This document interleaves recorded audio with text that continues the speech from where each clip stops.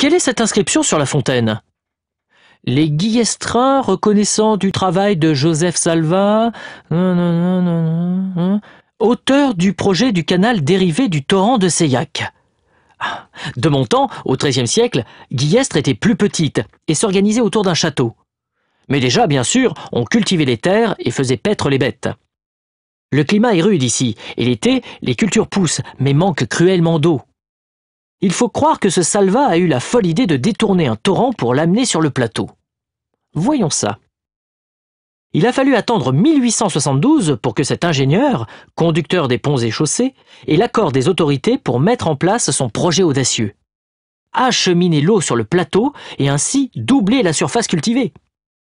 Salvat est un enfant du pays, et il sait que l'été est très sec. Il faut donc trouver de l'eau. Les paysans en ont besoin pour que leur récolte soit meilleure, et leur permettre de vivre et de nourrir leurs bêtes.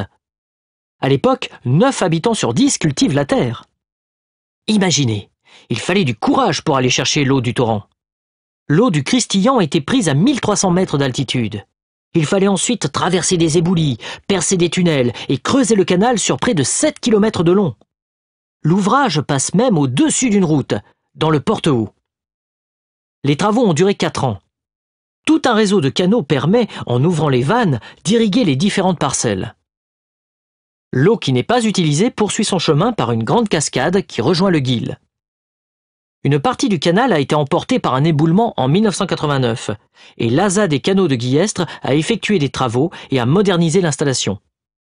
Aujourd'hui, ce système d'irrigation existe toujours. On cultive essentiellement des fourrages pour les troupeaux de bovins et d'ovins.